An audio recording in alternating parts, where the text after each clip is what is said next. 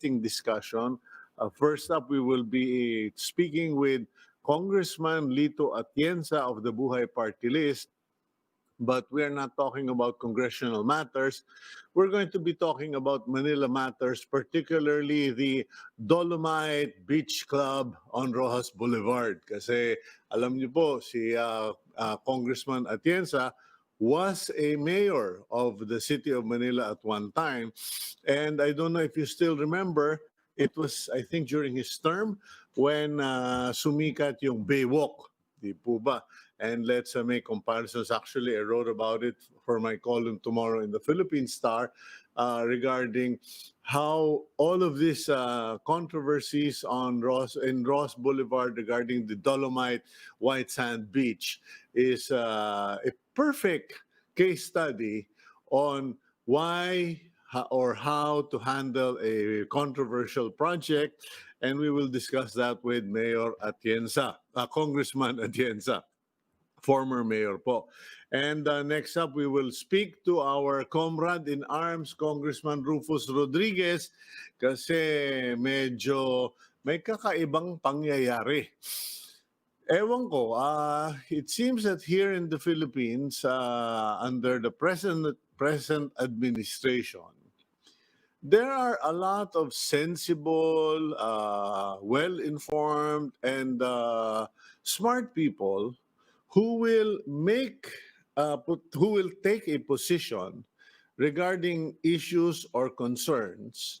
For instance, katulad dyan sa Dolomite Beach na yan, yung Dolomite Beach Club, sinabi ng DOH last week na yung Dolomite, yung crushed Dolomite na pinapalabas na white sand, may be dangerous to your health, lalo na pag nalanghap nyo or if you inhale it. Well, lo and behold, after a few days, the DOH is now saying, no, apparently it's not that fine, it's healthy, and there are other resorts that are using it. So, biglang cambio, so to speak. And in the same manner, there was a time a few months ago, if not half a year ago, or actually more than half a year ago, when officials of the Department of National Defense, the military, were opposed to the suggestion of Dito, yung bang bagong third player daw ng telco, wannabe third player in the telco business, telecommunications business. Dito gustong pumwesto dito sa loob ng kampo. They proposed we want to locate our towers, our cell sites inside military camps. And some military officials said, no way, Jose, that is too much of a security risk. That is why it's called the military camp and not a civilian camp. But lo and behold, biglang cambio na naman, mukhang may natawagan, mukhang may tumawag, and biglang cambio na yung military. At lalong-lalo na ngayon, si Secretary Delpin Lorenzana pa ang nagsabi, it's all right. So we're going to speak to Congressman Rufus Rodriguez. Is it all right, comrade? Or should we be up in arms na pati yung ating mga camps pinagpwestuhan na ng kabuhayan ng isang organisasyon, one company that is partnered with China Teleco.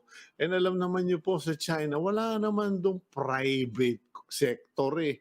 They're all part of the Communist Party. In any case, we'll find out about that from Comrade Rufus Rodriguez, Congressman of the 2nd District of Cagayan de Oro. Last but not the least, ito medyo personal na rin to. I think many of you there, especially those who are senior citizens or approaching senior citizenship, and those of you who were affected by the pandemic have been worried, wondering, fretting, thinking about your financial situation, financial security. Kakausap po tayo. We will talk to a friend of mine, Randell Tiongson, a registered financial planner. And pag-uusapan namin itong sinabi raw ng Bangko Sentral ng Pilipinas yata, if I'm not mistaken, that the Filipinos are way behind. Actually, this is an old study, but I think they are recycling it recently. Filipinos, in terms of retirement funds, retirement plans, kulelat, kamote.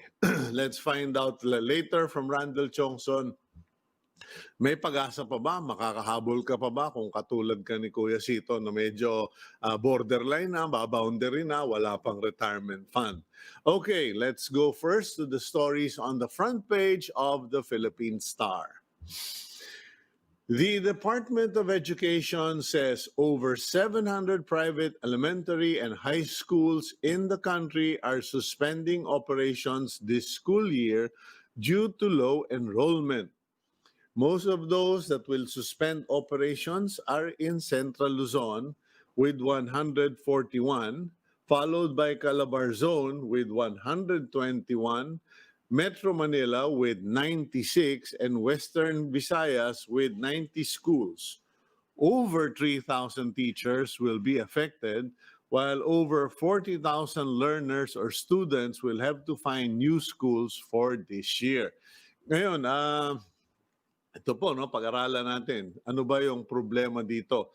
Actually, yung number of schools, don't be alarmed. In fact, I think in the Philippine Star, in the front page, it says 748 private schools suspend operation.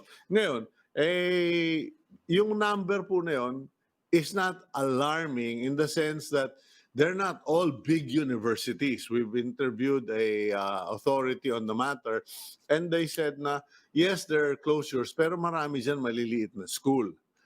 Ang problema dyan, ang dapat problemahin, what should be a cause for concern for all of us, and perhaps if you can't do anything else, you should be praying for, are the 3,000 teachers who will go jobless and the 40,000 learners who are going to be displaced. Kasi, alam niyo po, sa totoo lang, what's 1 year? You know, I mean, kung hindi talaga kaya, if it's a matter of finances, 1 year, okay lang yan. I mean, ako, ilang beses ako nag-leave during my school days. So, 1 year isn't too much of a problem. Kumbaga, nag-time out ka lang. Baka nga, you know, in the Lord's wondrous ways, this 1 year timeout may actually save many of those kids from getting infected of COVID-19.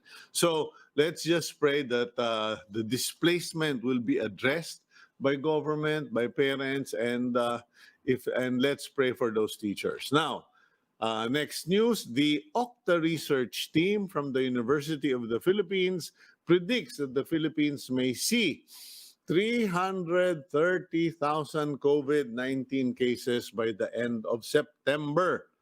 Although the country is heading in the right direction in curbing the spread of the coronavirus. Professor Guido David noted a decreasing trend in the number of new cases in Metro Manila in the past weeks.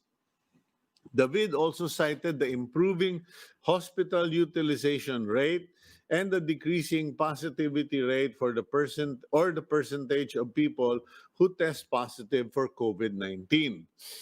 Still, David asked the public to continue to be cautious. As of yesterday, there were 245,000 cases in the Philippines with over 185,000 recoveries and almost 4,000 deaths. Yun po yung problema dyan sa survey, yung mga data na yan.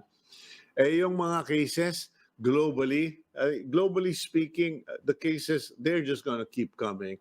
They're going to keep happening. Good if the cases go down, the reproduction rate or the contamination rate goes down, that's all good.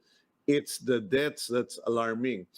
And the more I interview experts, the more we talk to experts, what's alarming is that people would have stood a better chance if they had gone to the hospital sooner. That's number one.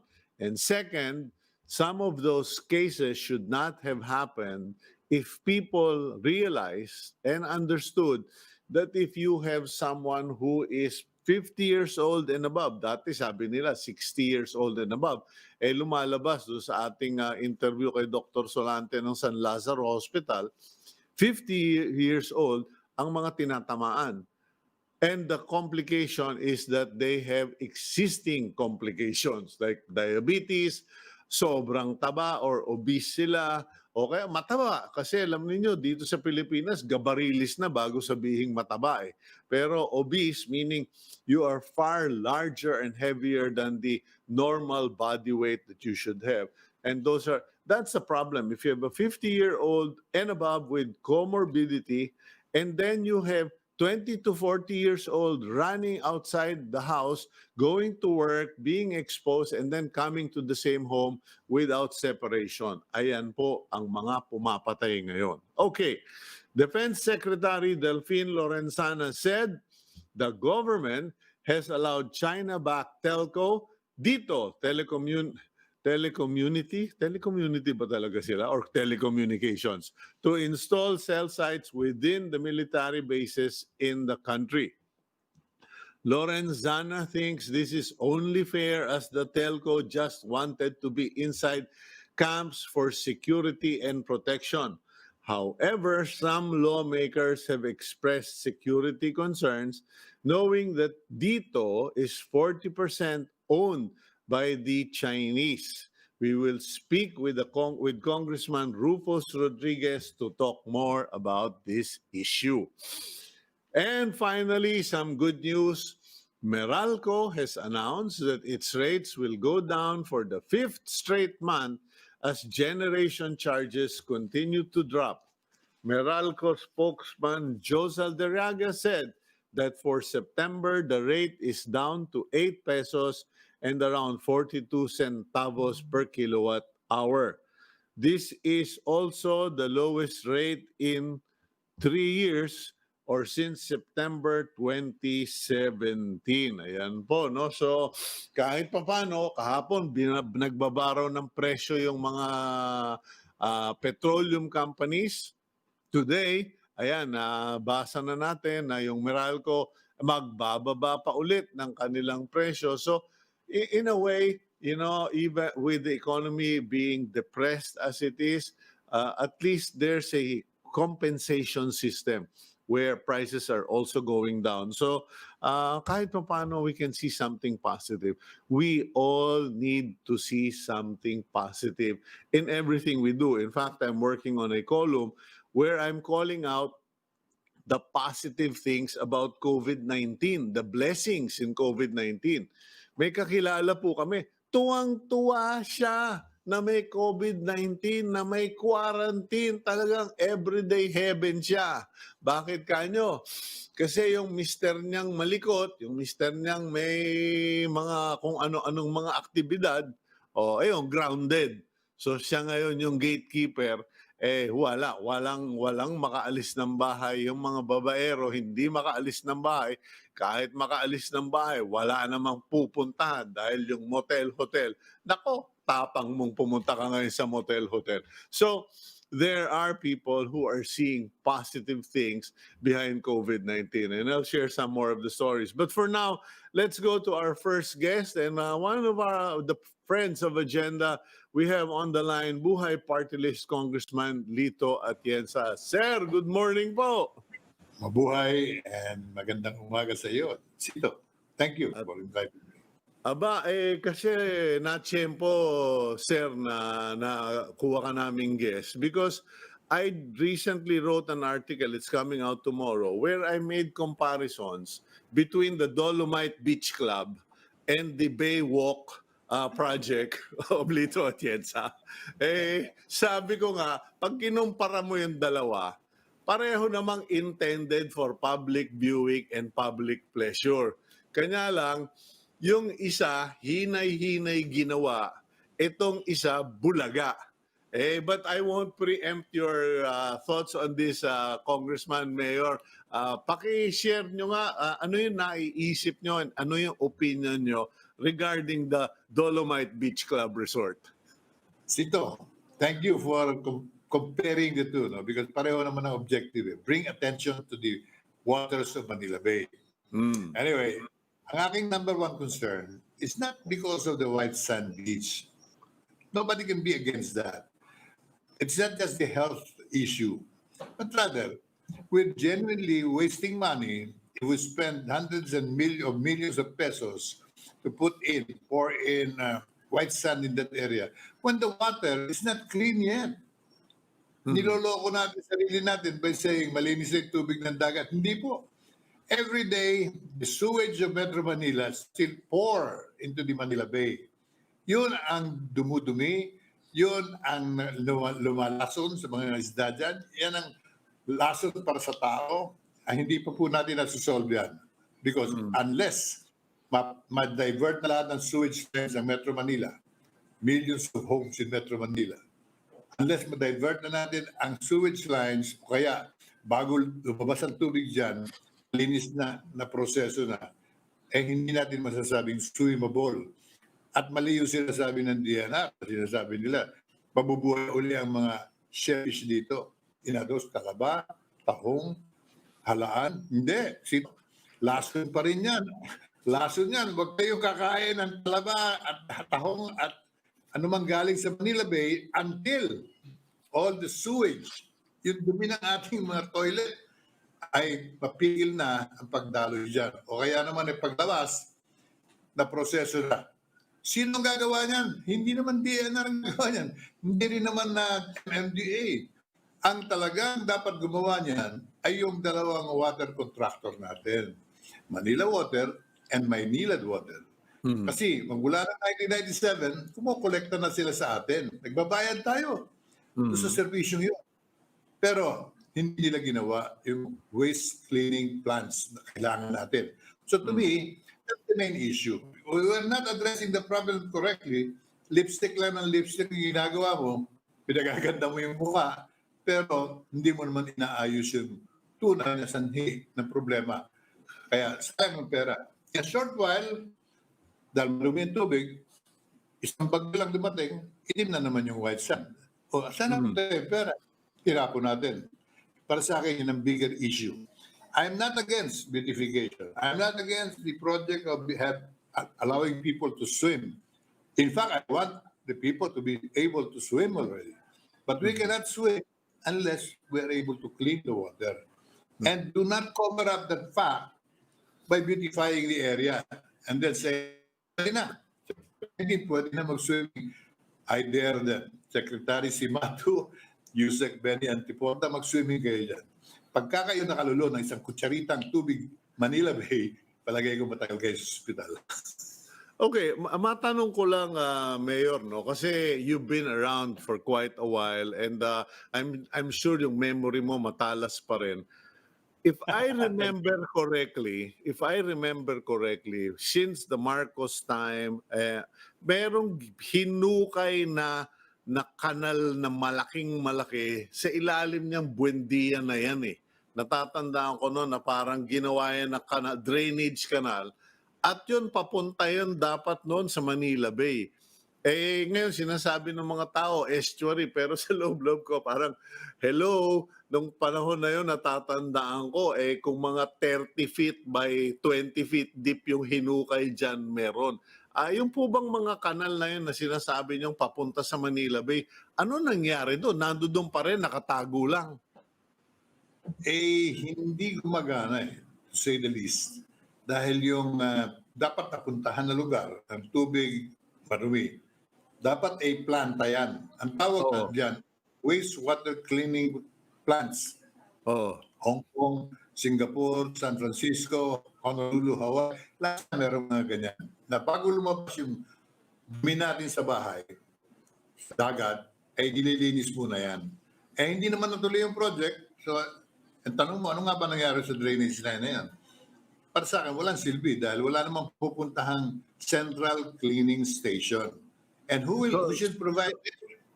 So tuloy pa rin sa Manila Bay, yung tubig? Diretso. Dahil takbo niyan, Pasig River goes out to Manila Bay, so the killing of Manila Bay continues. And the order of the Supreme Court in 2008 was to clean up the water, not to beautify the shoreline. Okay. Pag-usapan natin. Okay, pag-usapan natin, Mayor, yung beautification na yan. Kasi baka naman mali yung sinulat ko, yari na naman ako. Pero sabi ko, yung Baywalk, hindi naman yan biglaan. Kumbaga, no, nanguna dyan yung mga vendor eh. Pumuesto sila, may silya sila, may payong. Pagkatas yung payong at silya, naging food cart. Pagkatas yung mga tao, medyo dumami ng dumami. Hanggang sa sobrang popular na, doon ka na pumasok at doon mo na inayos para magkaroon ng order, mas maganda yung appearance. Paano ba talaga yung ginawa mo dyan sa Baywalk na yan? Tama ka, mahabang planning yan para matiyak natin na yung mga pupwesto yan ay talagang pupuntahan ng taong bayan. Dahil sayang kung maglalagay ng negosyo, lulugi naman. In fact, nung kinakausap ko yung mga may-ari ng mga cafes, restaurant, yung mga businessmen ng Manila, lalo na yung Malate Group, sa pangunguna ni the late Larry Cruz. And I was explaining to them the vision, the program.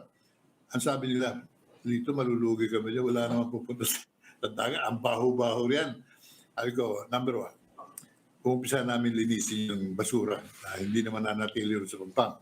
Number two, titiyakin ko that we will promote the area to a point where people will flock there. Gutom na gutom ang Manila, ang Metro Manila, sa mga libangan na katulad yan, yung sinasabi ng Boracay in Manila. I will promote it personally. So, napilit ko silang maglagay ng mga outlet nila. Over the objection, their common business objection, na walang pupuntang tao dyan. I had to bring in the barangays, the kagawads, the tanods, the residents of Manila. I had to put up attractions like marching bands during the weekend, magicians during the week, artists and presentation to promote the area. Ang intention ko at ang intention nila pareho, yung White Sand Beach, to bring attention to the waters. Pero nung panahon mo, Mayor, in-elevate mo kasi nagumpisa sa mga tao, hindi ba? Doon sa mga vendor lang, yung mga magbabalot. Kumbaga, no, nagumpisa sa maliliit na tao, tapos nung medyo dumadami na, you elevated it to a higher standard, to a more organized system. Well, to a point, yes. Andun na yung attraction. Tabing dagat eh. Ang tabing dagat talaga, a jewel.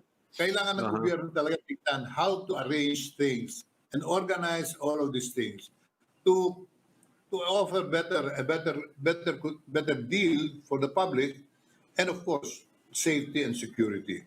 But do you agree that the government should have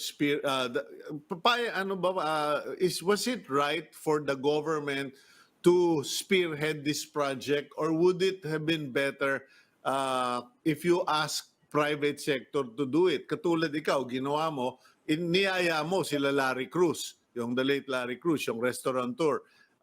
Would it be smarter? Kasi sinabi ko yun sa column ko hindi dapat gobyerno ang gumawa nitong project na ito. Kasi kung private sector ang gumawa nito, hindi masyadong pumapalag yung mga Pilipino. Parang okay lang, pera ninyo yan Tama yun. Dahil yung Baywalk, as we created it, walang gasto sa gobyerno. Walang budget yun. Ang namuha dyan, yung mga nagtayo ng kanilang mga outlet. Yeah. And but the intention is to promote it to a point where everybody will be doing good business.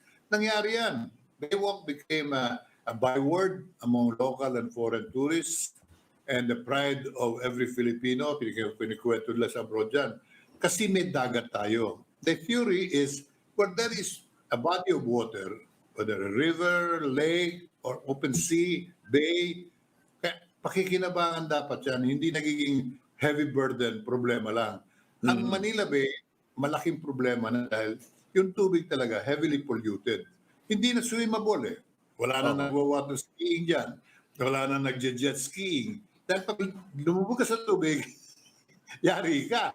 So, the order of the Supreme Court is clean up the water. Kaya yung dapat namin pinagtutulong-tulungan ngayon. Linisin muna yung tubig. Yung attraction, pwedeng sabayan pero without heavy expense like a white sand beach. pilit yung promotion na gagastos tayo ng sobra, na hindi naman yun ang problema. Ang problema, linisin natin ang tubig. So who Alam can mo, do that? Sa Supreme Court, everybody should be concerned with cleaning up the waters of Manila Bay. okay, nabanggit mo yung jet ski, water skiing, kasi baka magkamot ng ulo yung mga bata ngayon. Sabi, ano pinagsasasabi nitong Atienza ng water skiing? Hindi nila alam yun, congressman hindi nila alam na nung kabataan natin, merong Holly Beach, may Jolly Beach, doon sa may gawing Paranaque. Ano ba yung natatandaan mo mga beach dyan? Malibu Beach, Aristocrat Beach, Lido Beach, Halle Beach, El Faro Beach. Cito, El Ano? Faro Beach. Naalala mo yun, ha? Aray ko, yan nga po, no? So, I mean, kasi kanya ko pinababanggit sa inyo yun na congressman, mayor, para maintindihan ng tao na hindi bago ito. Dating beaches yan. Kung hindi nga lang tinamaan ng ewan at tinira ng puro reclamation project yung buong shoreline ng Manila Bay, sana may mga beach pa rin tayo. Alam mo, Cito, even the great architect mind of Daniel Bernard, the man who planned the development of Manila, Baguio, Washington, magaling na arkitekto yan, one of the best architects of his time in the 1900s. Nung nakita niya ang Manila Bay noong mga panahon yun, papasok siya, nakasakay siya sa vapor, nasabi niya sa kanyang memoir, "This is the most beautiful shoreline in the world. I am a well-traveled architect. This is the most beautiful shoreline." Pero hindi, binaboy natin. Sabi, tama ka. Yung mga pampang, kung ano ng mga paggamit ng ginawa dyan, may mga subdivision, may mga puro housing dito, housing doon, yun, nagkaroon ng heavy utility requirement, ang dagat ang nasakripisyo. Pero meron pang hope. Yung nilakad naming Supreme Court order, it's a continuing mandamus. It answers the query and the petition of the environmentalists headed by Attorney Tony Oposa, a very active environmentalist. Meron siyang 10-year case in the Supreme Court pending na nire-require ang gobyerno. Linisin naman yung Manila Bay. Linisin naman ninyo. Ang gobyerno, in the beginning, was stonewalling. No, hindi namin tungkulin yan. Kaya yung private sector na magdinis yan. Ang Supreme Court, inimbita ko. Ano ba ang posisyon niyo, Secretary Atienza? I appeared before the court. Personally, wala akong abogado. And I sided with the complainant. Sabi ko, tama sila. The open sea is a responsibility of everyone, but government primarily. So, nag-issue ng order ang Supreme Court agad. It's a continuing mandamus, continuing order. Government, national, local, government units, private sector, businessmen, every Filipino should help clean up the water. We are talking about water, not beautify the bay, hindi beautification. Clean up the water para maging useful, swimmable, at dumami uli ang isda, yung halaan, talaba. Nung araw ang talaba, 5 piso lang, isang tiklis galing sa Manila Bay. Nung minsan tinamaan ako, kumain kami ng kaming mag-asawa nung araw. Naku, 1 linggo yata kami nasa hospital. Ganon ka-serious situation dyan. Okay. Ayan na po, Mayor. Congressman, pasensya na, medyo naubusan na tayo ng oras, pero inaalala ko pa rin yung Baywalk. Thank you very much for your time this morning. I'd like to stress it, Cito. Pag nagtagumpay malinis na natin ang tubig, may balik sa dati, yan ang magiging paraan para yung COVID-19, yung mga sakit, mga pneumonia, mga trangkaso, flu, yan mababawasan ng malaki. Dahil yung tubig dagat, pinakamaganda pa rin paraan to strengthen our immunities and resistance and to solve respiratory problem. Kung kami mga maliliit, pag may sipon kami, diyan kami dinadala ng aming mga magulang. Sige, anak, lumanghap ka ng mga Simoy, Manila Bay para gumaling ka. Gumagaling kami. Ngayon, hindi mo na pwedeng gawin yan. Dalhin dyan ang anak mo, meron sakit, magiging grabe sakit. Pag nilanghap mo yung dumi ng tao na nanggagaling Okay. sa dagat. Maraming salamat po, Congressman Atienza, at we will continue to call on you as this issue progresses. Sabi mo nga, ongoing mandamus. Thank you very much, sir. Thank you, Cito. Mabuhay ang Okay. ating... Yan po, si Congressman Lito Atienza, and yung sinasabi ni Congressman, yung dinadala yung mga bata pag may sakit o may karamdaman, dinadala sa luneta, sa may seawall para masariwaan. Ako po, isa doon sa mga hikain na dinadala ng tatay at nanay ko doon sa may seawall para medyo makabawi yung baga. Okay, tayo naman po, we'll go for a break. And when we return, hopefully, Comrade Congressman Rufus Rodriguez will be available to discuss this issue, this national security concern na biglang nabaliwala here on Agenda.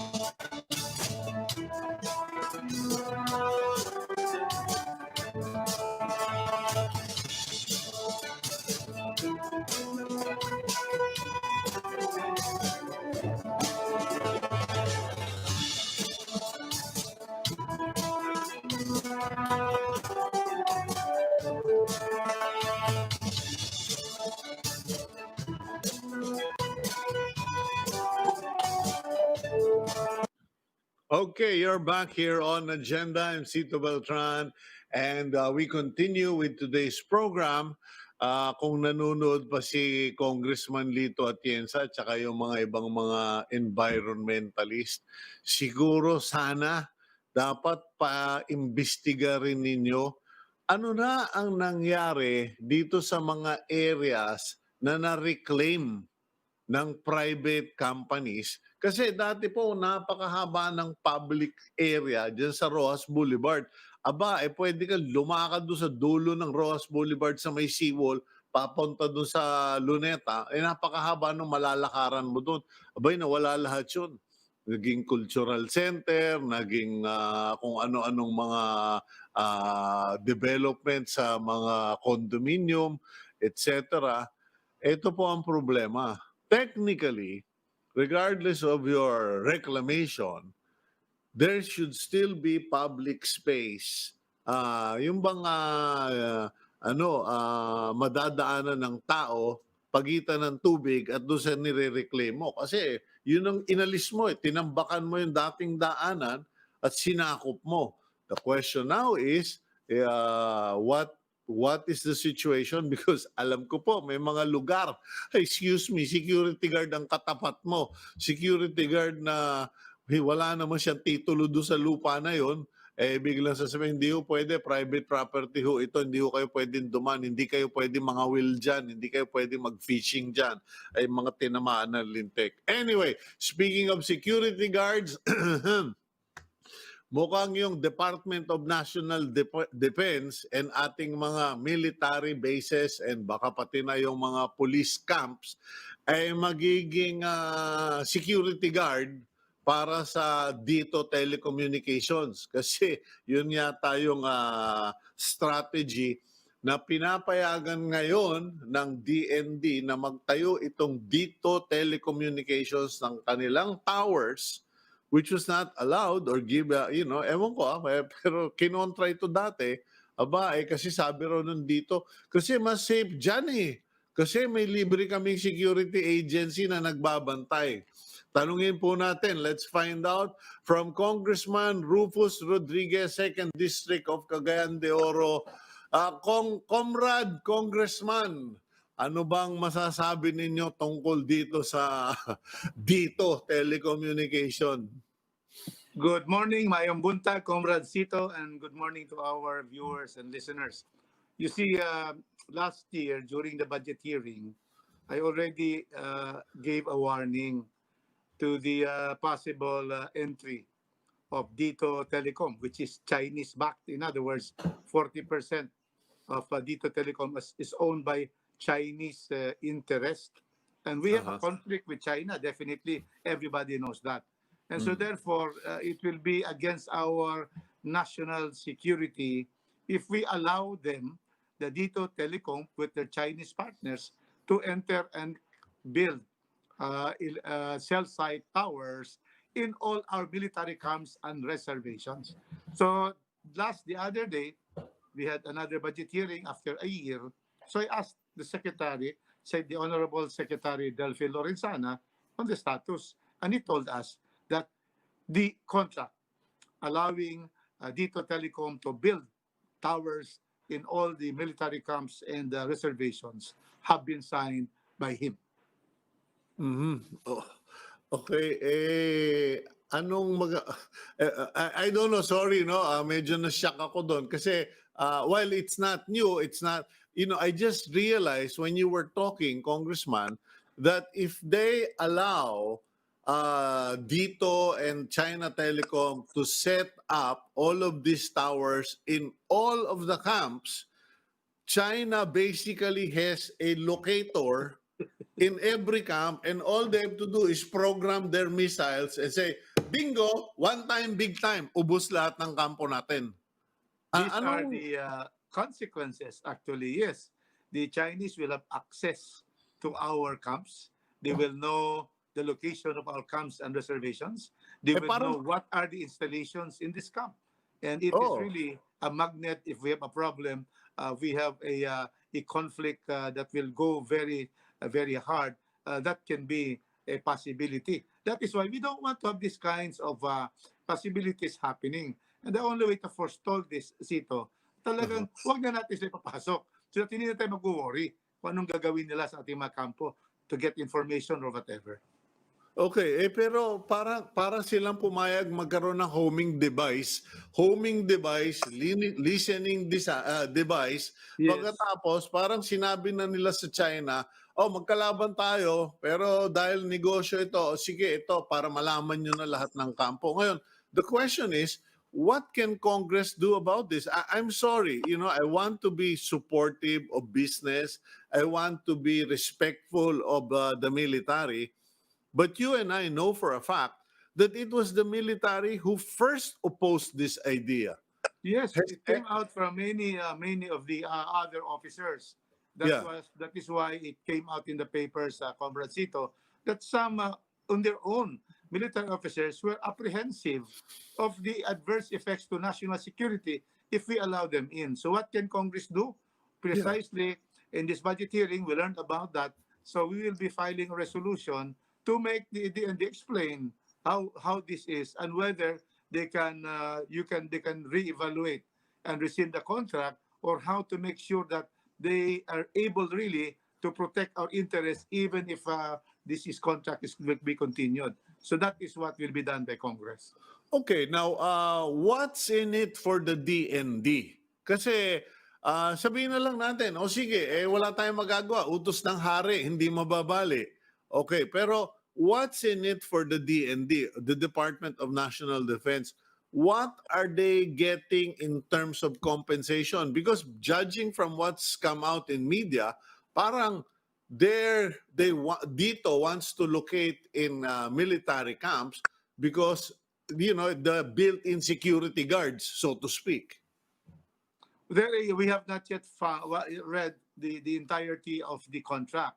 But it looks like there is no payment because when Secretary Lorenzana mentioned this and defended his signing of the contract. And sinabi niya is that Globe and Smart are already in the camps.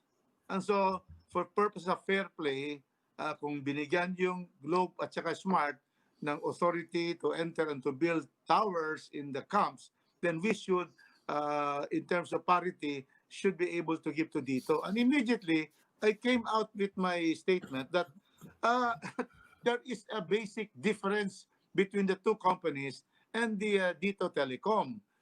Globe and Smart are wholly owned Filipino companies, and therefore they have no problem with that. But in the case of Dito Telecom, it's 40% Chinese. And so therefore, we have a conflict with China, and it is really, to me, quite dangerous if we will allow them to just enter our camps, build the towers, go back to inspect the towers, and they get entry to our camps. Sito. Yan ang sinabi ni Secretary Lorenzana. Now, to remuneration, we are not sure about that. That is why we are going to ask for a copy of the contract.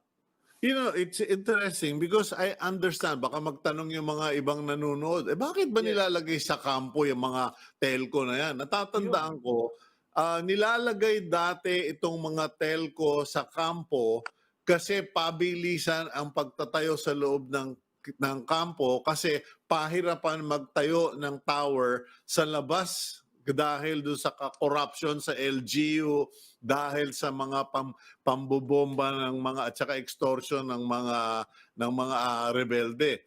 But right now, because of President Duterte's decisive action na tanggalin lahat ng kalokohan sa permits requirements sa telco, the situation has changed. So shouldn't we just basically, and I know my friends in Globe and Smart are gonna hate me, pero parang let's get everybody out and run it like a camp and not a a substation of a telecoms company. You have a point there that the things have changed. Tama ka na before kasi matagal ang pagkuha ng permit to build in the city, LGUs, and then we also have the to deal with the owners of private property. Ito madali sa kanila kasi pag permit ng gobyerno, papasok sila, they will build lang, safe pa sila, nasa campus sila mismo. But well, I have nothing against Globe and Telecom. They can stay because we have no problem with that. They can stay. But a telecom company that is partly owned by Chinese interests, where we have a conflict, that certainly we have this victory in the international tribunal, which they were not recognized, and they are claiming our own economic zone. We cannot afford to have these people be given the privilege of establishing in military camps, because that is our defense, and we are opening our defense to this Chinese interest, Comrade Cito. Okay, so going back to what you said earlier, you are of the impression that the military is not getting anything for giving space to these towers. Walang bayad. Well, parang wala. I fail to ask that because I'm not interested in payment. Payment here is not the issue. It's not how much they will give. Totally, to me, it's really not very relevant to my concern. My concern is the national security and our sovereignty, which will be affected adversely if we open this up. So, but we can look at that, Cito, when we will be able to have the investigation, and we will therefore know and get the contract itself. Yes. Okay, okay, you get the contract, you find out there is no compensation or there is compensation, all things on the table. Can Congress put a stop to this, or do we have to go to the Supreme Court and say that this is a matter of national importance, national security, etc.? But first, Congress cannot rescind the contract signed by the executive department. We have no, but we can investigate and come out with a law that will prohibit telecommunication companies from establishing in our camps if they have they have foreign interest, because military camps are really supposed to be our, it should be exclusive of foreign interest, because that is our defense, that is our camp. So that can be done. So legislation lang tayo, Sito. Yeah. Congress has only the power of Pero legislation. can you legislate retroactive? Meaning, ito batas, oy kayo, lahat kayo, alis kayo dyan. Oh, no, normally a law is not retroactive. Yeah. But yes, but precisely there can be a law, so that there will be something that will guide them, and to be able to in the future. Plus, the law can also include measures that will assure us that there will be these camps are safe from this, and that those going there from the telecom company should be strictly be monitored. These are the Okay. things that can be placed there. Okay, yung ako, initial response ko o reaction ko was, para ka naglagay ng homing device kung Yun nga. saan pupunta yung missile kung nagkagera. But in terms of spying, in terms of jamming systems, etc., kunyari, biglang nagkaroon talaga ng bakbakan ang Amerika and China decides, ay, ang mga Pilipino, mga little brown brothers yan ng mga kano. Wag natin silang payagang makatulong. Let's jam their entire network. Mangyayari yun, right? Yeah, it can happen precisely because they will have transmitters, they will have towers in all of this of all of our camps. So that's very possible. There'll be a jamming device there. They can put up cameras on the camp itself. So Yeah. these are the things that are possible. So to foreclose any possibility that our camps are open and will be open to possible adverse interest being present there against us, let us not allow the Dito Telecom. That is what my position is. Pero hindi ba may precedent na, Congressman? There is a precedent. And please correct me if I'm wrong, because I think it is, ano ba yan? It has to do with the Power Distribution National Grid Corporation ba yun, or NGCP, na parang may pag-aari na rin ng China or something. There is a government facility involved in power where China is invested in. Well, yes, the national grid, there are Chinese interests, but we have examined this, but they were saying that China can just cut off our electric power through this. Yeah. It is not so, because the NGCP is really run and managed by Filipinos. Okay. Yes, it is clearly. And there is no way that this Chinese interest will be suggesting or trying to cut off or close the circuits, and then we have no more electricity, because that is controlled by real Filipinos. So I don't see there is a problem in the National Grid Corporation. They have invested there. They're passive investors. Okay. And there is no security problem there, because aside from the fact, ang question na kasi dyan is, baka i-close down yung ating entire grid by the Chinese kung magkakasabay tayo. They cannot do that, because the control of this grid are in Filipino engineers and our president of the company, the NGCP, and the board of directors. So wala yan. Hindi problema doon.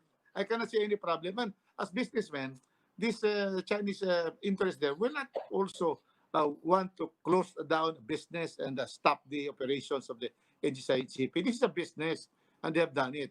But the problema lang dito, iba talaga itong Dito Telecom in military camps. Okay, now bringing it to the next, to a bigger view, have you or has Congress studied just how extensive the exposure or engagement of Chinese companies, mainland Chinese companies, are in the Philippines? Kasi may mga nagsasabi sa akin na pag inaudit mo lahat siyang mga mga condominium dyan sa may Rojas Boulevard doon sa reclamation, eh halos lahat daw yun pag-aari na ng Chinese individuals or companies. And then meron sila sa NGCP, papasukin pa nila itong mga military bases. Are there other areas that you know of that there is Chinese exposure? Well, we have not really made an inventory on that. We could do so for purposes of in aid of legislation. Now, what we can see is that yes, because of the Chinese companies here, and especially ang pinakamarami dyan, yung Pogo.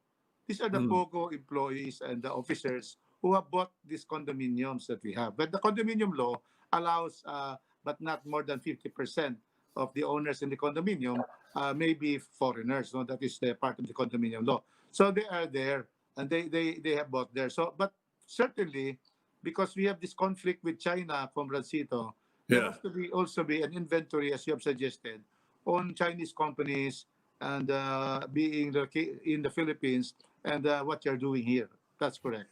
Uh-huh. Okay, in any case, what are your future plans in all of this? And siguro matanong ko na rin, kamusta na ba dyan sa Cagayan de Oro? Well, we have an upsurge in Cagayan de Oro, as many local areas in Mindanao has. So we are trying. There are now mainly about 20, more than 20 barangays. They have specific sitios and neighborhoods on lockdown. So we are having this. We are trying to contain this. So kailangan din i-contain 14-day quarantine. So it's rising. Contrary to what probably there is a plateauing now. Nasa 3,000. Pumunta tayo ng 5,000. Nasa 3,000 or lesser. But sa Cagayan de Oro, iba.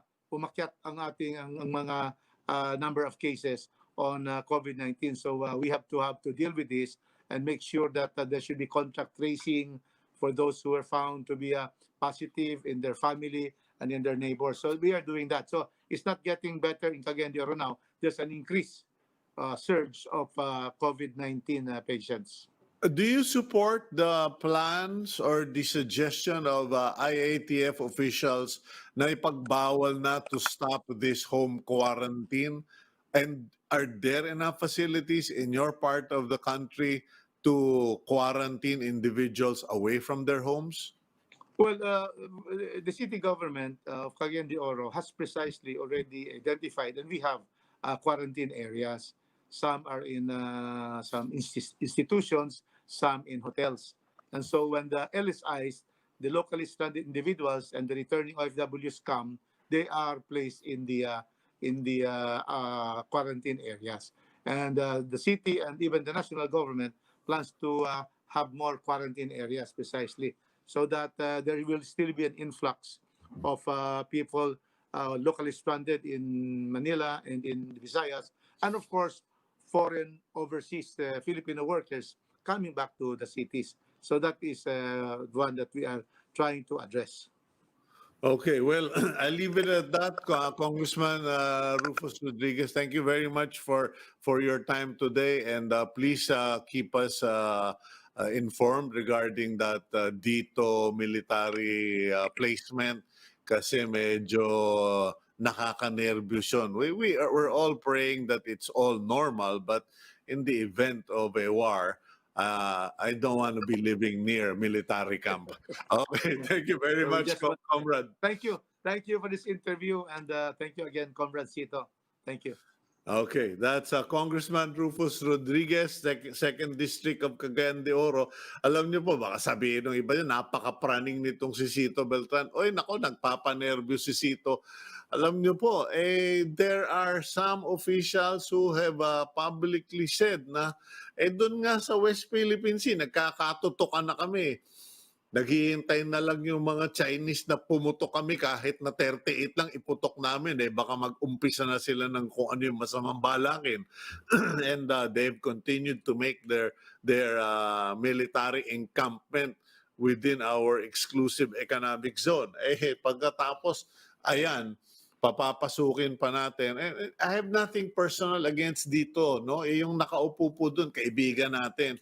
Pero yung namamahala ngayon, hindi yung may-ari, no? Hindi ko kakilala yung si Dennis Uy.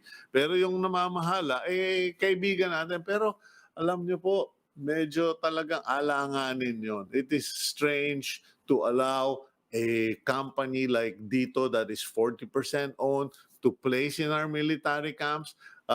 May conflict, may issues tayo with China. Baka isang pindot lang, bingo lahat ng ating mga military camps. In any case, we'll go for a break and we'll go to a much more pleasant discussion. Pleasant in a way na may matututunan kayo directly involving your lives, pero kung hindi kayo nag-iipon, wala kayong pinag-ipunan, wala kayong pinagtabi, nako, for your future, makinig kayo when we interview Randell Tiongson. We'll be right back after this quick break.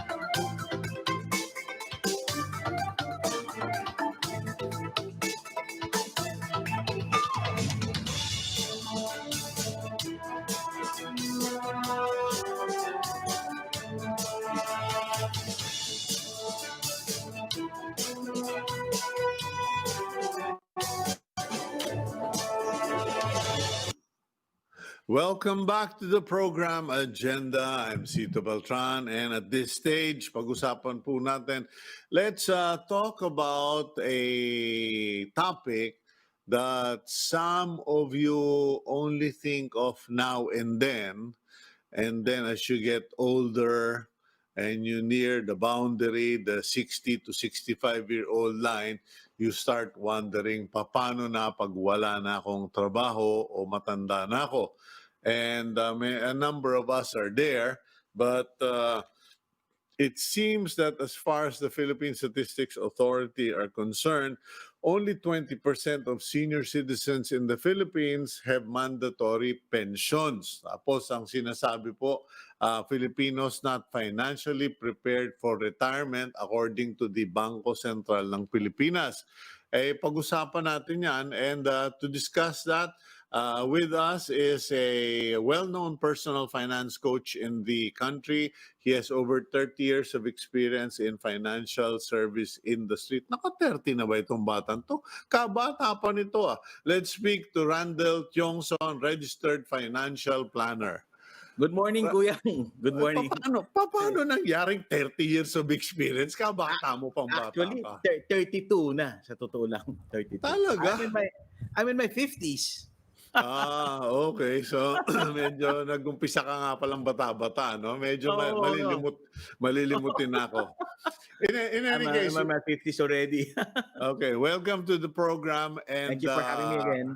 Yeah, let's discuss this thing. Actually, it's very timely because I myself have been thinking about it. Sabi ko, by next year, I'll be 65. Traditionally, I should be retired if I was working in a company and I had a career path.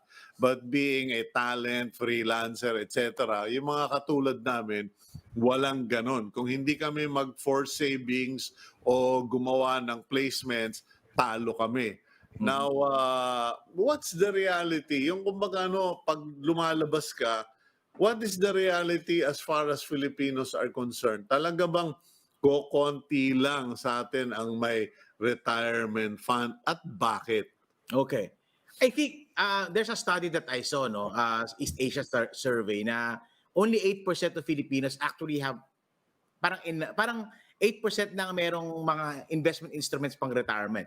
Stocks, bonds, mutual funds, all put together. So that's the number that we've seen. Yung BSP study kasi also includes mga SSS, and GSIS. Pero basically, talagang ganyan yung nakikase mo. Kaya nga, sa Pilipinas, uso pa rin yung tinatawag natin sandwich generation where yung mga nagkatrabaho, they have to support their parents financially and then support their children.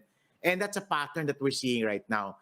As to the reasons, many other reasons, Siguro, andyan na rin yung medyo marami sa atin, mahina ang kita.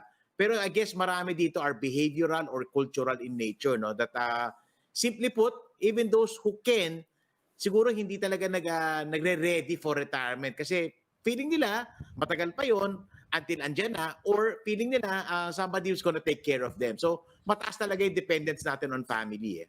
Okay. Now, ngayon, how has COVID-19 and its impact on the economy affected the traditional or the common ways that people prepare for retirement? Kasi katulad kami, sinasabi namin, pag wala na talaga, paupahan na lang natin tong bahay at doon na tayo sa probinsya manirahan. Simpleng buhay, plant your own, live longer. Kumbaga, make do. Pero nung nag-COVID-19, sabi ko, lekat na yan, baka mamaya ka mo, wala kang makuhang tenant o mag-uupa ng bahay kasi lahat walang trabaho. Ano naging impact at ano yung mga tinamaan? At least kasi ngayon, ang hirap gumawa ng mga survey and study kasi parang nasa survival mode pa din tayo. Parang yung mga ganung bagay masyadong malayo tingnan sa mga Pilipino. And everybody's just looking, paano ba magsusurvive? Unfortunately, syempre, itong mga ganitong bagay, nalagay sa back burner din, di ba? Kasi at this point, paano ba ako magsusurvive? So, ang focus ng mga tao ngayon, paano ba magkaroon ng extra savings para pagdating ng panahon, pag nagkaroon ng humaba itong COVID na to, may pera pa tayo. So, that's the part. Now, that's the sad part. Kasi ang tinuturo nga namin, kasi we still need to plan. Especially, kunyari, may income ka pa, may pumapasok ka pang pera. Sana pa rin, meron ka pa rin tinatabi. Kasi lahat naman yung ginawa mo naman, Sito, yung may bahay ka and everything, that's a form part of a retirement planning din naman. Kaya lang, nung na-realize natin ngayon na pandemics and like this, nasisira yung mga diskarte natin, no? Pag nag-iwan ka naman ng pera sa investments, pwede nalulugi ngayon. Pag nilagay ka naman sa property, pwede walang uupa. That's, I think right now, many people are experiencing 50% tenancy, no? So, yun yung mga nagiging problema. So, it's really a struggle. Pero, the more reason we have to prepare, the more reason we have to plan, the more reason we have to set aside money. So, best effort talaga eh. That's why we've been encouraging a lot of people na tingnan mo muna ano yung pwede mong gawin, ano pwede mong i-cut, ano pwede mong i-save, ano pwede mong tanggalin na gastos at this point in time so that nakakapag-ready pa rin tayo. Kasi, well, number one, lahat naman tayo, umaasa tayo sa time na mag-recover na rin tayo eh. So that's something I would do. But naka-ready ba tayo doon? Baka mamaya pag open na ekonomiya, balik din tayo sa dati, di ba wala lahat ng efforts natin. Okay, now the question is, kasi sabi mo nakapagtabi ng pera. Medyo tagilid ngayon yung being landlord or having property, sabi mo 50%. Yung mga kakilala natin na nag-invest sa mga paintings, jewelry, patay. Maghintay ka na muna for the next 10 years. Pero yung pagtatabi ng pera, kasi nung nasa Amerika ako noon, hindi ko naman kinahiya ito, 1 taon at kalahati ako na wala akong credit card. Puro cash. And I discovered that when you live like that, limited talaga yung pagtatapon mo ng pera at saka nakaka-bargain ka sa Amerika pag cash ka nagbayad eh. Dito ba sa Pilipinas, does it make sense to just keep cash instead of placing it in some more active investments? Kasi di ba kayo mga financial planners, sinasabi nyo lagi yan eh. Dapat active investment, hindi yung passive savings. I think importante lang kasi alam mo rin allocations, no? Part of your, ang tinuturo kasi dapat namin is yung how to create a portfolio. Portfolio is very important. Na part ng investments mo, active, part ng investments mo, passive, part ng investment mo, real property. So, ganun yung actually yung ways mo. Kasi nga, ang investments kasi, you do that so that your money will grow. Kasi syempre, kakainin din ng inflation yan pag hindi naman lumalaki, no? Pero hindi naman lahat ng pera lalagay mo doon. So, and that's why we teach people, dapat may emergency fund ka, may liquid funds ka, para gagawin mo yan. Or, merong mga investments na liquid enough, like yung mga money markets, yung mga savings accounts na mataas ang interest. Meron naman mga ibang options na pwedeng gamitin din for that. So, kailangan siguro alamin mo ano yung mag-work sa'yo, ano yung portfolio na babagay sa'yo. Ang ina-avoid namin yung extreme. Kunyari, may maraming ganito, Pilipino, puro lupa, puro property, walang liquidity. Problema yan. Marami naman tao, puro investments. Tapos, syempre, volatile naman masyado. So, pag nagigipit, magbebenta ng palugi. So, ang kailangan niyan talaga, balance talaga. May liquid, meron yung talagang active investments, meron kang mga real estate. So, you wanna be able to do that. Mahirap kasi, kuya, mahirap magplano pag titingnan mo itong pandemic lang kasi extraordinary times, no? So, what we do is you prepare for times like this, pero you also prepare for times of good times. Yung paano natin i-grow ng tama. Ano ba dapat ang pag-iisip ng tao? How should people behave nowadays? Kasi I have friends who have essentially cut back drastically. They've cut back their use of electricity. They have cut back, isang kotse na lang ang ginagamit. Yung iba, nagbenta na ng mga gamit, etc. Is cutting back really an essential move at this point because of the pandemic? Or ano ba suggestion mo?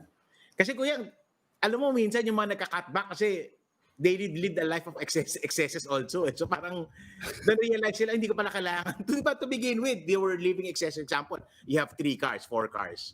Diba naman na-realize mo na, hindi ko pala kailangan yun. Tapos ngayon, naiingay na problema tayo. So again, cutting back is good, no? Kasi gusto mo, umaga, nagkikreate ka ng armor ngayon, nagkikreate ka ng armory. So, para pagdating ng panahon, meron ka pang pera.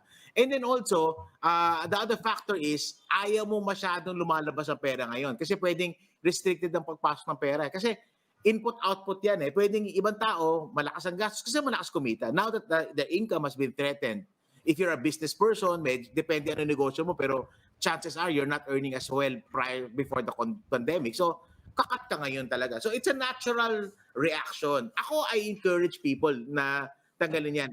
Ang maganda nga gawin na tinuturo namin ngayon, pag nag-normalize tayo, huwag kagad bumalik dun sa dati. Baka, kasi kaya mo yun. We realize that we don't need multiple cars. We realize that we don't need in joke ko nga, hindi pa natin kailangan ng maraming sapatos, no? So mga ganung ganung bagay. So, take a look at your shoe cabinet ngayon. Okay. Well, tama yung sinabi mo, Randall, kasi, first, it's good to cut back, especially when you don't have much activities, you don't have an income stream, etc. Medyo siguraduhin mo, mapapahaba mo yung PC mo.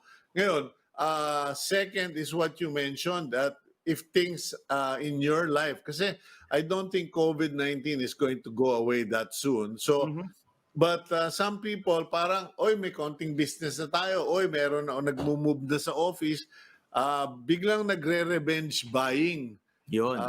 At saka meron ako mga nakikita, hindi nga nagre-revenge buying, pero naman, para bang mga addict, everyday may bibilin to address the addiction of possession. Parang sabi ko, miyat-miya, nasa coffee shop ka, miyat-miya, nandun ka sa mall, yung mga kakilala ko, ano ba yan? Then it occurred to me, their coping mechanism. Ano masabi mo dyan? Iba na ngayon kasi ngayon online selling, online na yung gagawin nila na, di ba? Madali, mas madali ngayon, kuya, di ba? Add to cart. Joke naman yan, add to cart, add to cart, add to cart. There's kasi ang problema niyan, there's something really wrong. Not even wrong, but there's something internal in you that needs to be addressed. Kasi alam naman natin na, while it's nice to have a lot of stuff, they cannot really give you true joy and true enjoyment. Kasi di ba, ang maganda nga nitong COVID, I think sa marami ako na narinig, marami nakita nila yung value ng family, yung pala, nakita nila yung relationships pala, mas importante. Tapos, di ba, I mean, ganun yung mga bagay, hindi natin, like, we're good friends, we don't need to see each other to be good friends, no? So, yun yung mga ganung bagay na nababago sa atin.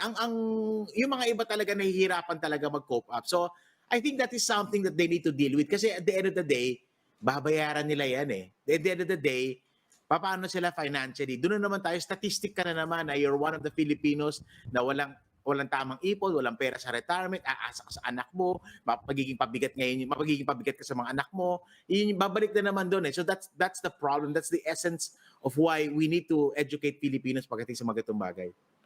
Okay, so at the end of the day, yung bang cash in the bank or cash in the safe or cash in the mattress, a better option under COVID-19?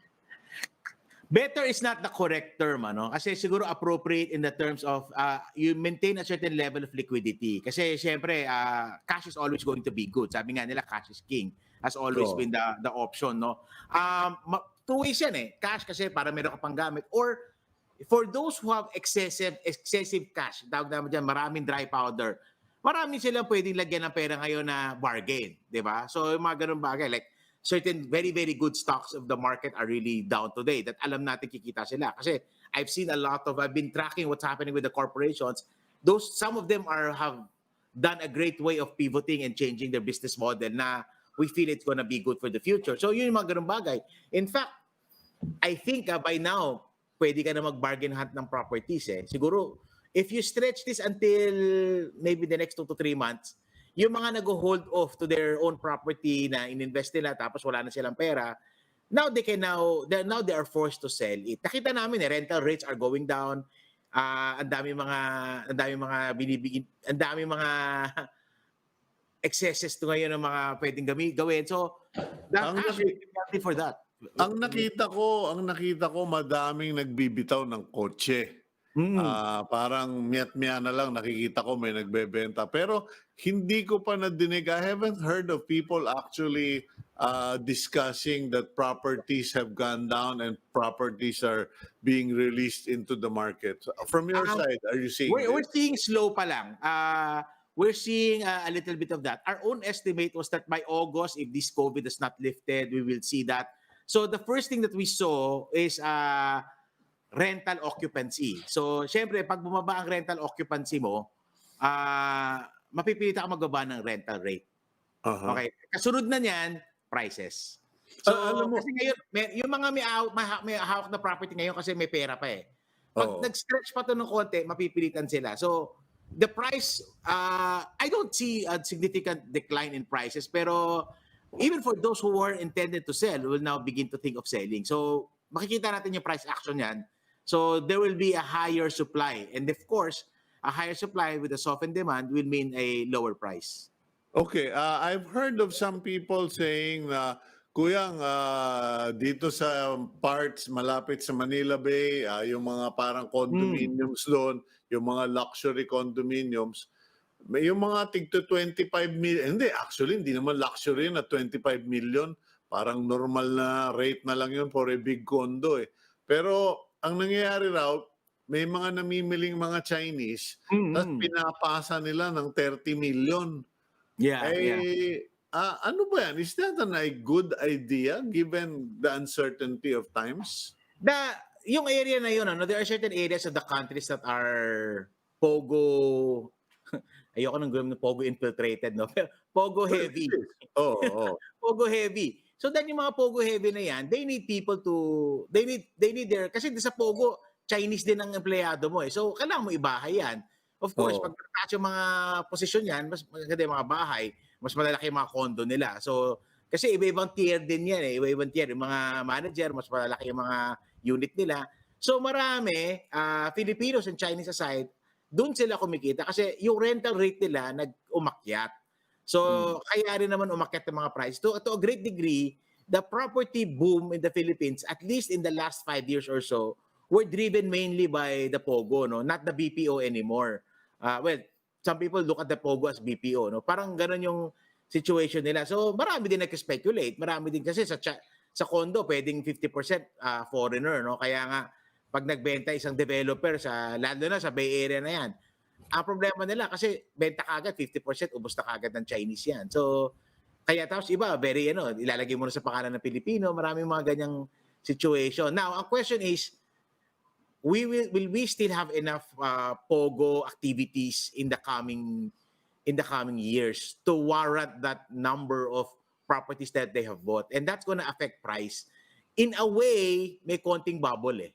In a way, may konting bubble. Kasi, kaya na sinabi mo, Kuyang, 25 million, hindi naman ganun kaganda yung unit, hindi naman ganun kalaki, di ba? Parang, tapos yung mga rental, I mean, in one of those villages there's I think only one, they can rent the house as much as 1 million a month eh. So parang, di ba? Mas mataas pa sa Forbes Park yung iba rental nila doon eh. So, yan yung mga situation. Now, can we sustain that? Yan ang nagiging issue. Diyan na natin makakita ng mga problems in the future. Is it the right time? Kasi alam mo, maraming mga online registration daw for companies, etc. Pero at saka may mga pumapasok na sa pagnenegosyo. Medyo ngayon lang nga ako nakakita ng ali na nakamotorsiklo. And tinitingnan ko siya, mukhang may pinag-aralan na tao to, parang pero iniba niya yung lifestyle niya. Yeah. Naggawa siya ng motorsiklo, nandoon na yung mga gulay niya, and then dumadrive na siya sa barangay, umiikot, sabi ko, ano ba ito? Talaga bang because of there is no more office work, we have to really come up with small businesses? Is small businesses going to be a long-term proposition in the Philippines, or pansamantalang yan, kumbaga pamparaos gutom lang? I think depende rin sa intention ng mga tao. Of course, meron mga tao talagang kailangan na mag-survive. Ang maganda kasi sa atin, tayo mabilis tayo lumipat sa survival mode. No? Yung mga highly entrepreneurial na kahit na empleyado, may tinatawag mong pivot modes, no? So uso yan, yung pivot na yan, that's a very millennial term, no? They use that a lot, no? So natututo sila. Yung iba naman nadidiscover nila kung ano yung mga strengths nila, no? Yung mga ganung bagay. So I guess for me, it's a good thing kasi alam mo, ekonomiya na maraming small businesses is a good thing. Mas stable yan, no? Kasi you can take care of employment better that way. So, I hope that maraming tao ma-discover nila yung beauty of entrepreneurship. I hope that they can sustain that. Kasi yung changes sa economy natin, medyo, for me, Oh. It will take many, many years to go back to where we are. So it is a perfect time for small businesses to rise up at this point in time. At saka, at the end of the day, ano ba choice mo? My daughter, for instance, let me talk to you about my daughter. She's Oh. she is a PR specialist. PR specialist din. Sinong gusto mag-PR ngayon, di ba? Mga ganun, di ba? So she's pivoted. She started to sell kimchi in a bucket. Mga ganyang diskarte, no? Branding it well, use what she learned, and then now use the online facilities for that. So nagso-survive siya. I mean, hindi niya sinasabi sa akin yung income niya, pero tingin ko, hindi na nalalayo din sa kanya kinikita na namamasukan siya. So mayroong mga tao na di-discover yon. The absence of the stable 8 to 5 job has forced a lot of people. Kasi may mga companies kayo na nagre-retrench. Or pwedeng hindi naman nagre-retrench, pero titingnan mo rin yung future mo. May future pa ba ako dyan? Diba? I mean, iba yung nasa-survival ako, sumisweldo. Iba yung meron akong career path. Kung nakita ko wala akong career path, and the younger people ngayon, medyo ganun sila pumivot. Pag wala na sila nakitang career path, wala na silang fulfillment, kikilos yan in a different way. And that's what's seeing right now. Kaya nga yung aking yung aking Facebook Messenger kung ano-ano inaalok sa akin. So what are the opportunities that you are seeing out there for investment, for financial security, etc. Kasi parang napansin ko everybody's going into food or into delivery. And sabi ko, pag lahat kayo nagpunta sa pagkain, magkakaubusan din kayo dahil there's only a limited number of customers. That's the nature of business, no? It's dami ng pangalan yan, the shawarma principle, the Zago principle, kung ano, no. Kasi mag-move yan towards trends. And then eventually, if you know how to run your business, when the trend has died down, remember, the demand will go down. Natitira dyan yung tao marunong magpatakbo talaga ng negosyo, who's able to build scale and so forth and so on. So ang mangyayari talaga yan, ang tao maghahanap talaga yan kung ano yung existing trend. Along the way, we pray that these people learn good business principles, business sense, so that they can survive and continue to do that. Or meron talaga mga trend. Ito kaibigan ko, no? Digital seller siya. Yung products na binibenta niya nagbabago. It follows a particular trend. So hindi na product-centric yung kanya, but distribution-centric na yung business niya. Na-gets niya. So sabi niya, kuya, hindi naman, kunyari ito mabenta ngayon. Alam ko, next one, hindi na mabenta yan. So it's an evolving thing for a lot of people. Ngayon, uso pa food. Pero ano ba nangyayari ngayon? Natututo na mga tao magluto. Ngayon na natuto magluto. No? Natututo ng mga tao magluto ngayon. Kaya nakita mo yung mga, I joined some of the forums, no, yung coffee home brewers, sobrang active niyan. So, kasi nga, natututo na sila. So, there will be trend that's coming out. So, basically, may mga general naman, anything that's digital will be good. So, you've seen certain companies pivoting to certain digital movement, globally and locally. Certain big businesses have already evolved. Like, say, for instance, certain big conglomerates are now doing more power, more those things, which they feel is really more important. No? So, lalo na yung mga conglomerates na real estate heavy. So, tinatrack namin yan. So, nakita namin, may mga pivot moves pala to. Even before the pandemic, they realized that they are too heavy. No? Kunyari, any company na nakita mo 70, 80, 90% of your business coming from your mall rentals, you know that eventually, even without the pandemic, that is not a sound thing. So eventually, they began to change. And that's what's happening to a lot of people. Yun yung sinasabi mo, palitan, medyo lawakan mo yung portfolio. Or yung damihan mo yung pinaglalagyan mo iba't iba ng pera mo. Ngayon, matanong ako, nabanggit ko yung salitang pera. Kasi yung BSP, meron sila yung pera fund. Paki-explain nga, ano ba yung pera fund na yan? Tama-tama, no? Ako yung ginamit nilang speaker nung launching the other day. Ganun ba?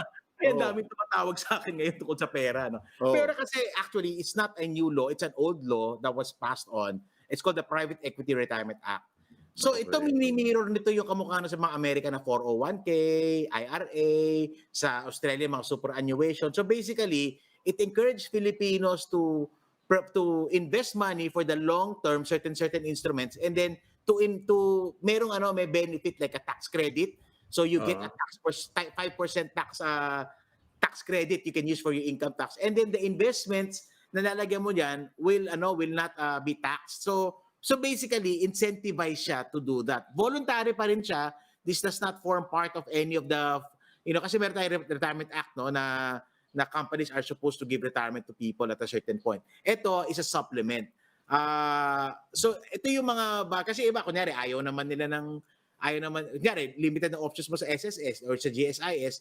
So ito is a private initiative for the financial institution. So ang maganda rin kasi dito, Kuyang, na force tayo mag-prepare for the future. And then of course, dahil nga may benefits yan, hindi mo basta-basta mapupull out ang pera mo. Pero paano labanan? Kasi hindi ba parang may bibiling kang certificate or something? Paano ba labanan? Okay. So basically, para ka nag-i-invest din, except that pumapasok dun sa pera para siya ma-qualify as a pera. So it's the similar instruments, UITF din, mutual fund din, insurance din, pre-need din, same products, except that hiwala yung proseso niyan, hiwala yung books niya, hiwala accounting niya kasi nga doon sa tax credit. So depende na yun kung ano yung papasukan mo. Unfortunately, very limited pa yung options ngayon. Kasi pag punta ka sa abroad, pag sinabi nilang 401k, sobrang daming pipilian. The pera is not an investment. The pera is a tax incentive for people to invest more and save more na designed for retirement. Kaya may 555 yan. Penalized ka, hindi mo babalik mo lahat ng tax credit mo, mata-charge ka pag tinanggal mo yung pera mo earlier than 5 years or earlier than 55 years old. So 555 rule yan. So dapat naka 5 years ka na at umabot ka na sa 55 para forced ka not to touch these things para na mapakinabangan mo ng gusto. Okay, so magkano yung kapital na kailangan mo para bilhin yan? Wala nga, depende na ngayon sa produkto binibili mo. And maganda ngayon, may mga investments ngayon 500, 1,000 a month na lang. Binaba na talaga nila. Pero may cap yan. Yung up to contributions that can get the tax benefit can only be up to 100,000 a year for us and 200,000 a year for OFWs. So may cap and limit din yan. So kung may 100,000 ka, pwede kang bumili nitong pera bond na to. Hindi, kahit na 10,000 lang, 5,000 lang pwede. Pero yung benefit mo hanggang 100,000 lang. So kunyari, assuming, Kuya, nag-decide ka na, 10,000 a month, ihuhulog ko dito sa investment na to na pang pera investment. So 10, yung first 10 months mo, yung up to 100,000, dun lang may tax credit. Yung last 2 mo, wala na. Okay. So yun yung hindi lang tax credit sa iyo, 5% tax credit 'yan. So automatically para kang kumita ng 5% automatically, 'di ba? Kasi nga babawas pero paano kung retired ka na? Meaning retired ka na, 65 ka na, wala ka ng trabaho. Hindi yan para sa kanila. Para ito sa mga the pera is for those who are preparing for retirement. Kaya may 555 rule. Okay. Hindi to pang retired na tao. Okay, pag retired na tao, ito para may pera ka pang retirement. Okay. Mo, tatawagan kita ulit. Maglista ka nga ng saan tayo pwedeng gumawa ng kabuhayan dahil maraming katulad kong baboundary na. Wala pang pera. Hindi pa nakakaano. Actually, you're doing it. Farming is one of the best ways to do it at this point in time. Farming, you plant what you eat. Pero ganun talaga buhay. Okay, Randell, thank you very much for your time. Thank you. And please take care of yourself. Regards to the family, bro. Salamat. Okay, yan po si Randell Tiongson, financial advisor, financial planner. At yung pong pera ay para pala doon sa mga bata pa. Ngayon pa lang magplano na kayo kung saan ninyo ilalagay yung mga pera ninyo. Pwede kayong maghulog sa isang condominium o kaya sa isang lote. Pwede rin na maghulog kayo sa isang instrumento ng central bank, ng Bangko Sentral, etc. Para pagdating nyo sa edad kong ito, hindi kayo katulad kong kakaba-kaba. Kasi baka kung biglang katulad nito, nag-COVID-19, wala nang mga trabaho, mabuti na lang. Thank you, Lord. Thank you na kami po ay may mga trabaho. And anyway, that's it for today. Please think about it. Think about your future. Pray about your future. And remember, if you don't plant, if you don't sow, you cannot reap.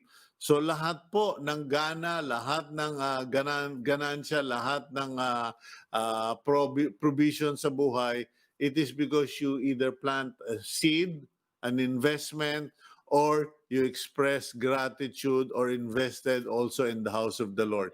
Thank you very much for joining us this morning. Please continue to pray for our nation, our leaders, and for the country, and for also for me, Lord, and my Lord, also for me and my family. Thank you, Lord, for this day. Thank you to all of you who watch. Have a good day. That's agenda for today.